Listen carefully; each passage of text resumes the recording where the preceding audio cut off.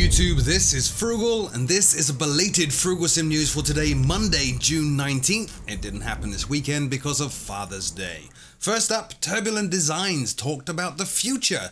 Turbulent Designs this week came out with a bunch of announcements about their future. After releasing MBS Airport, which I covered in the previous full news show, they then updated Big Bear and Angwin Parrot for Prepared version 4.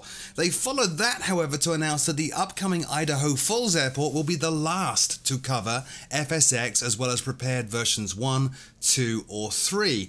Going forward, Turbulent Designs have said they will only support 2 sims, Prepared version 4 and X-Plane.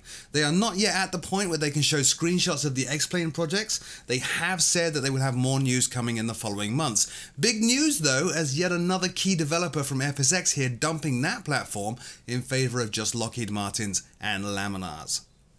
Next up, ActiveSky announced this week they are also coming to X-Plane. The video you're watching is from my good friend Flightsim Guy. He filmed it at FlightSimCon last weekend. ActiveSky for Prepared version 4 is currently in beta, which has made the Prepared version 4 users very happy, me among them.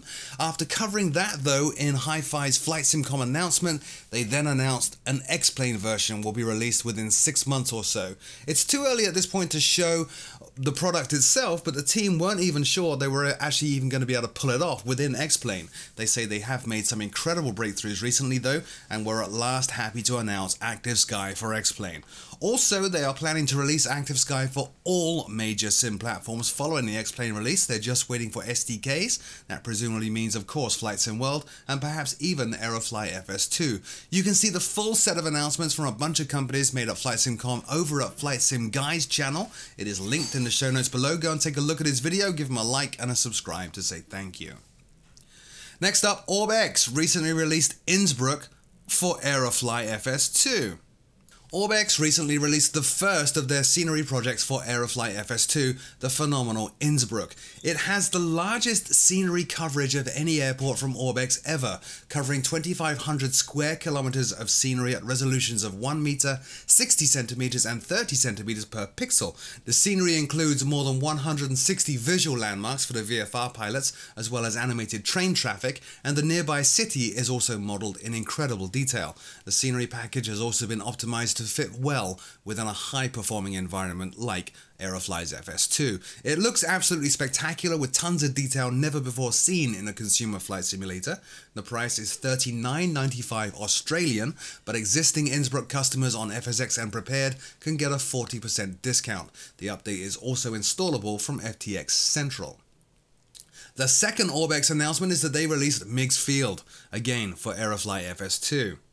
The world-famous Meigs Airport, which is the historic home of free flight in all Microsoft-based sims up until FSX, was recently released for FSX and then Prepared and is now available for Aerofly FS2. It features 12,000 square kilometers of photoreal imagery for the surrounding area, adding to the incredibly detailed Meigs Airport itself. Terminal interiors are included, as well as many nearby Chicago VFR landmarks, including Soldier Field, Cloud Gate, Adler Planetarium, Navy Pier, and The Shed. It also includes thousands of hand-placed autogen buildings and airport imagery at a resolution of 30 centimeters per pixel. The scenery also features extremely high performance both inside and out of virtual reality. The price is $32.95 Australian, and again it comes with a 40% discount for FSX and Prepared users. For more information on Meigs and Innsbruck for Aerofly FS2, check out the OrbX direct links in the show notes below.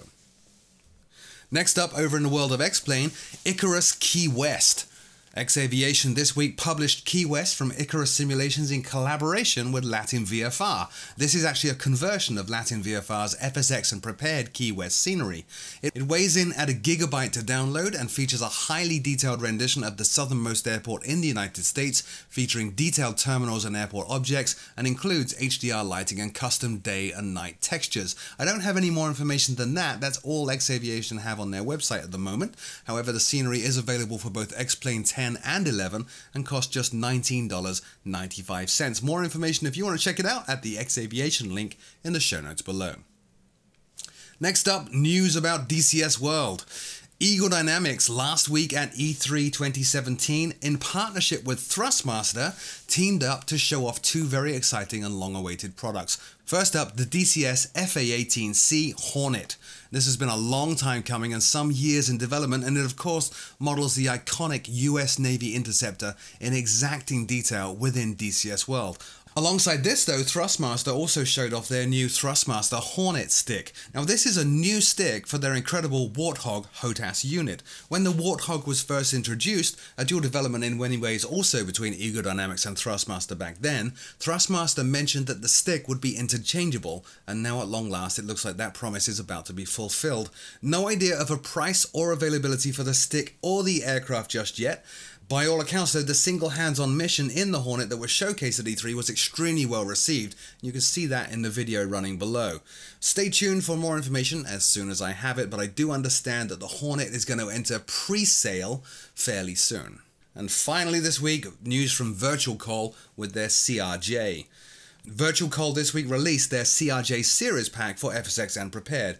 The pack covers the CRJ 200, 700, 900 and 1000. This is not a systems level study aircraft, more a light model for those that just want to get up in the air and get flying at some of those really cool big airports that are now available for Prepared version 4. That said though, it does feature extremely high quality visuals inside and out, an animated ground service fleet, and a sound set recorded from the actual aircraft.